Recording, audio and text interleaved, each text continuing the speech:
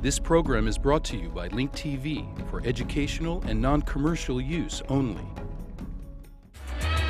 The U.S. House of Representatives Foreign Relations Committee calls the Armenian Massacre a genocide.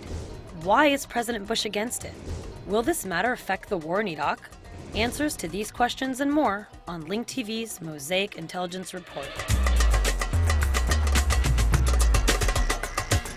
Two different events recently rattled U.S. relations with one of its main allies in the Middle East, Turkey. First, Turkish warplanes and helicopter gunships launched attacks on Kurdish-controlled regions of northern Iraq, despite U.S. warnings not to do so. Then, a panel in the Foreign Relations Committee of the U.S. House of Representatives infuriated Turkey by passing a resolution on Ottoman killings of Armenians during the First World War, deeming them genocide. Armenians say that it was the first genocide of the 20th century.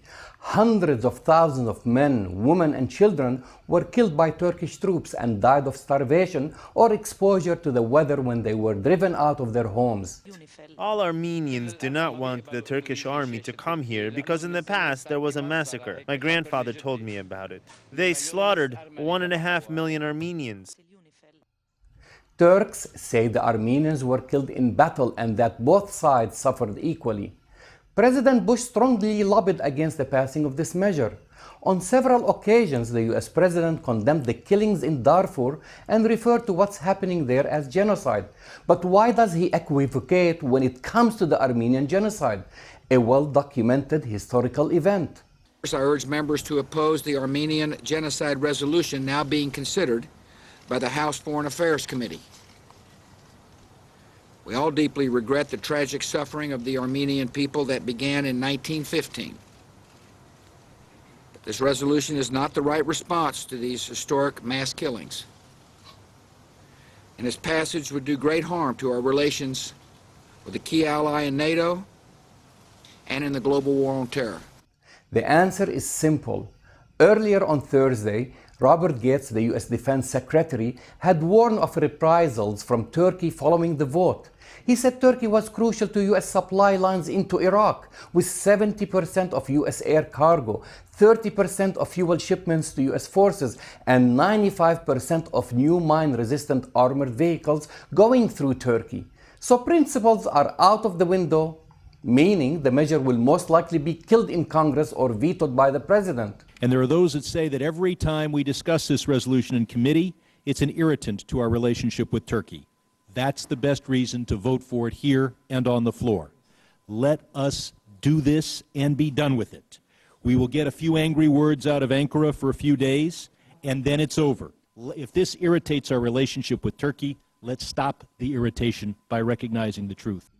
What's interesting on the Middle Eastern front in this whole matter is the fact that the debate is less centered on what happened in Armenia almost a century ago than what's going on right now in Iraq.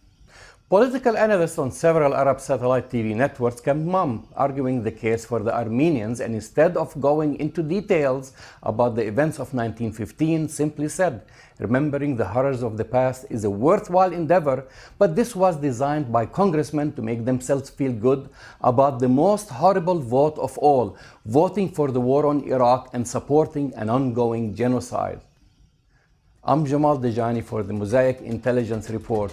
To learn more about this program or to share your thoughts, visit us at linktv.org/mosaic.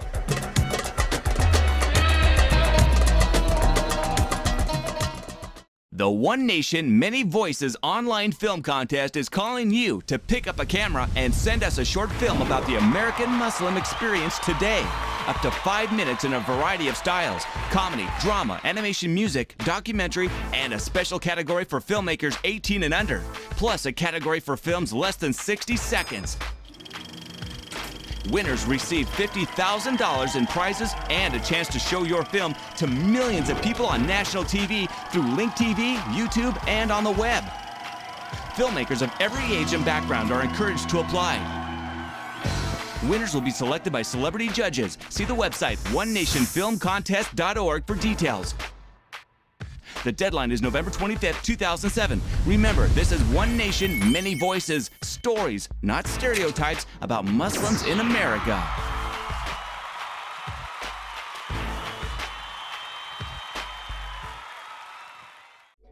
This program was brought to you by Link TV for educational and non-commercial use only.